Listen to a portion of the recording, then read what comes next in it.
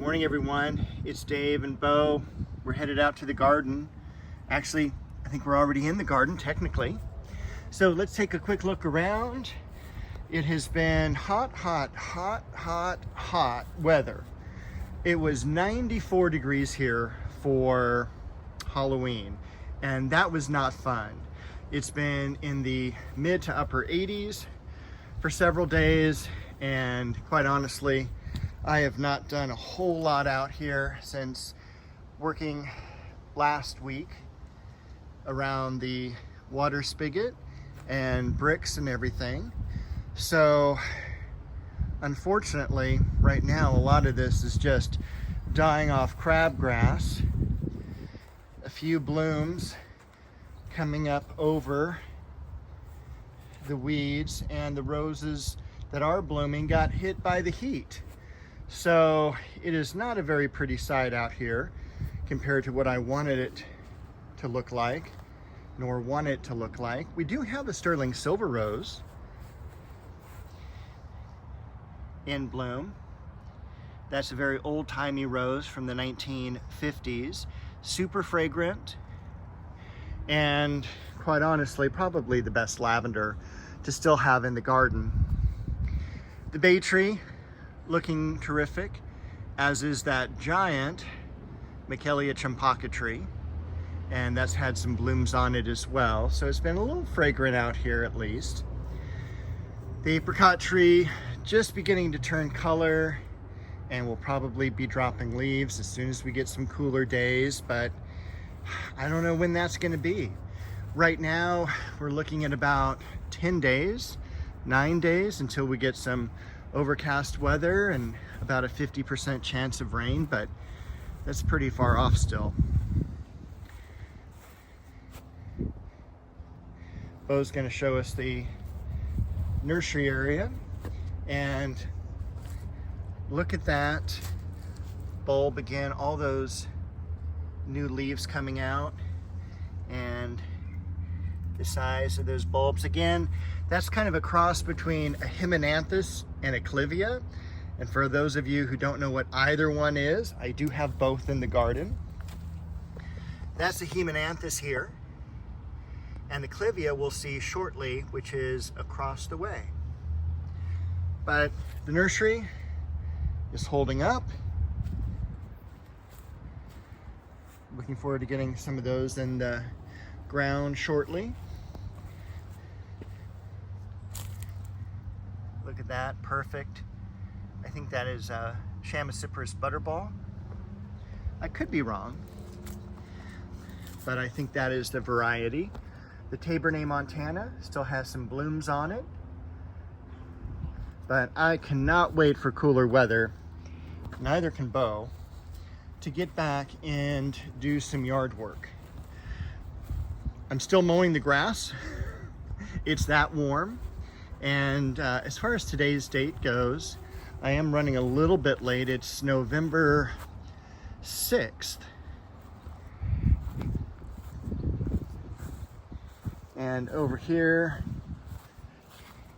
the silver dragon liriope. That's the Clivia there, orange flowers. Seedling tomato. And the Cheonanthus tree and Falcerelia in the back. I need to do some fence work again, pull down some ivy. I've got ideas here. I'm only maybe about another week or two, and I'll do a video for ideas that I'd like to do over the winter time, because I am coming up to the end of the school year.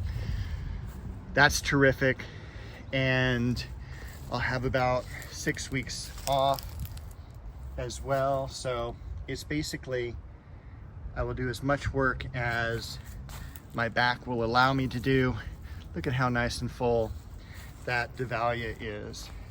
And if you haven't watched my earlier videos, that is a Davallia I got in the 1980s, 1986 to be exact. This is Ajuga Burgundy Glow in there with all the oxalis and ivy. Beautiful Caprasma. That's actually a plant I definitely believe that is not used enough in the garden area. I do have some around in the rose garden, but you know, it was one of these plants that was just never pushed in the nursery, and it really is a very hardy plant for the landscape. Beautiful daylilies. In fact, I'll use for the thumbnail for this video one of the pictures I took right after I watered. There's a creeping geranium there. Most people are familiar with the geraniums like those up there in the basket that are either Ivy, Zonal, or Martha Washington. But this is actually the more true geranium, or pelargonium, which is the botanical name for geranium. And even though I just moved this dirt around just a few days ago, look at how many weeds have already started coming up. And that's one of the reasons we want to put that mulch down, is that it smothers the weeds. Back here, everything looks pretty good. We've got the dwarf oregano, variegated, not dwarf, I meant to say variegated oregano. Some of the pansies. This is Paris, which is a small shrub, and I shouldn't say small because it depends on the variety.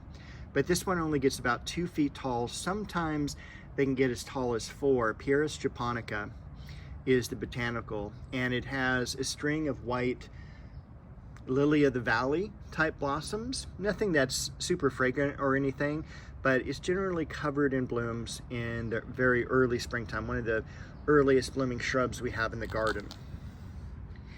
This is Chamaecyparis primo, and it almost looks fake. It is just the coolest conifer. Begonia. And I forget the name of that plant back there that I planted. It's one of the ones I got from White Flower Farms earlier in the year. And it grows in the shade, and it has some blossoms very similar to heuchera. It is called Cimifuga. So I'm sure it is very closely related. The nursery I have growing back here, and these just need to get really into the ground. And especially the pansies, because that is about the fullest you want to buy pansies in 6-packs, because after that they will start stretching. And then let's check out our little garden over here. The beautiful Ilex, Isotoma, and Irish moss. Sedum off to the left, Black Mondo, Liriope, more Black Mondo, and more Isotoma. I swear these Isotomas have probably doubled in size since I planted them from little 6-packs. But super happy with this. I just have to now get back into here and do something that's very similar, so that it kind of looks like it rolls one into the other. But I'll do another Ilex off to the right, some more Liriope and Black Mondo, but this gets a lot more sun than the other side of the air conditioning unit. And the air conditioning unit is unsightly, but it's here because the city said that's where you're gonna put it. They don't let you put it on the side anymore because it's too close to the fence and the neighbor's property. Unfortunately, that's what we're dealing with. The lavender will be cut back. I might transplant it, see if it will, probably out to the rose garden somewhere, but it may just be too old and needs to be dumped. It's been here for several years. Other things going on, not much. There's Bo again underneath the tulip tree. The tulip tree really about to totally defoliate. We can see some leaves that have already turned completely brown. And by the way, they're about 2 to 3 weeks late doing this, and it drives you crazy because some of the new growth, brand new. I mean, this is because of the warm weather that we had that was late. Also, all that water from the hurricane that came through. But it should be looking like this and much, much less. There was one year that I even pruned this on Thanksgiving Day. So the weather kind of really relates what we do in the garden. I will show you the very first thing I will prune, and pruning is by far one of my favorite things to do. It's going to be this Japanese maple here. It's been transplanted a couple times throughout its existence. It actually used to be right where that air conditioning unit was. Probably, gosh, it's been here maybe close to 8 years now, but it's very, very slow growing, and it is very nice though when it leaves out. Now it's just about done. You can see some of those stems can already be pruned back. So I'll generally wait until these defoliate, or I can just easily pull the leaves off, but these are pretty well connected still. So I'm just gonna leave that again for just a couple weeks. Probably Thanksgiving will be the earliest time that I prune that.